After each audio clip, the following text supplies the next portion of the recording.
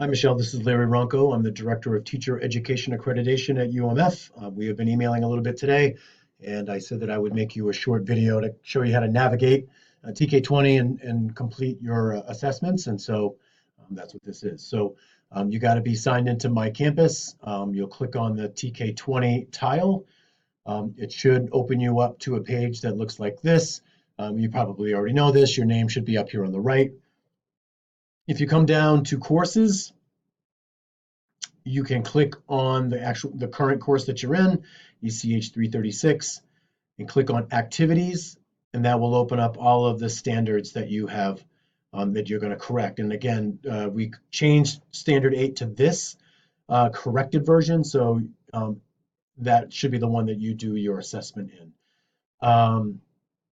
The other place that you can look is that you can open up courses, and then you can open up coursework, and all of these will again open up as well. And again, for standard 8, you want to use the corrected version.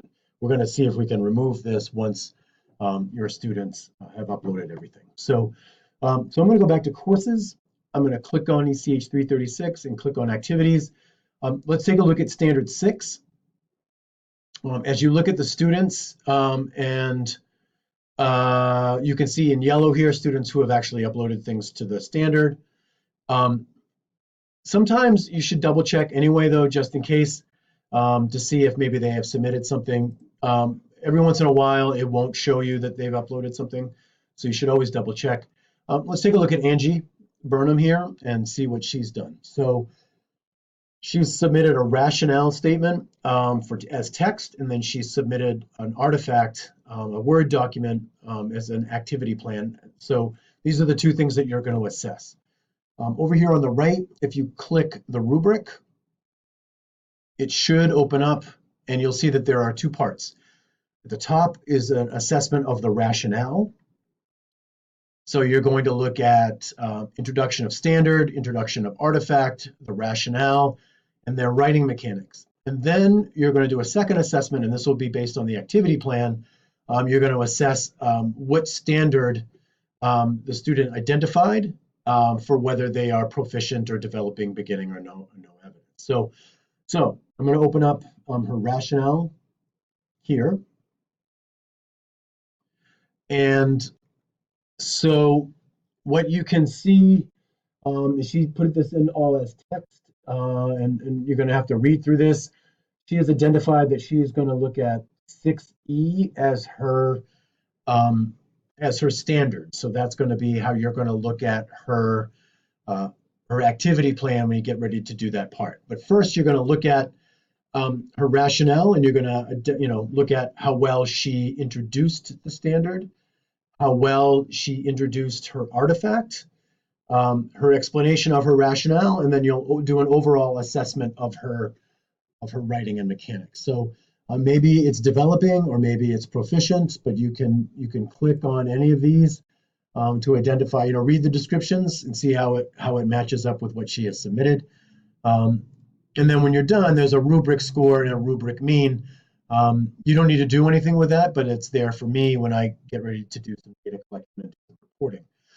When you're ready to look at her actual assignment or her activity plan, click on back here and then open up this activity. Now, sometimes you have to download a document.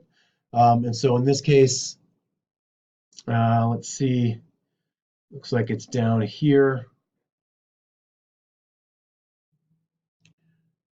And so here's her Word document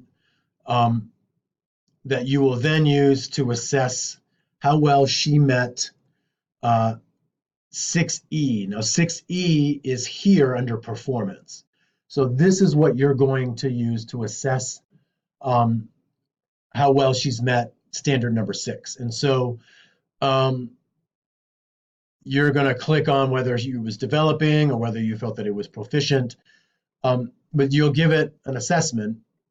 And then when you're done, you can hit save and close. And then once you do that, so I'm going to click on that. And then you have an option to hit submit.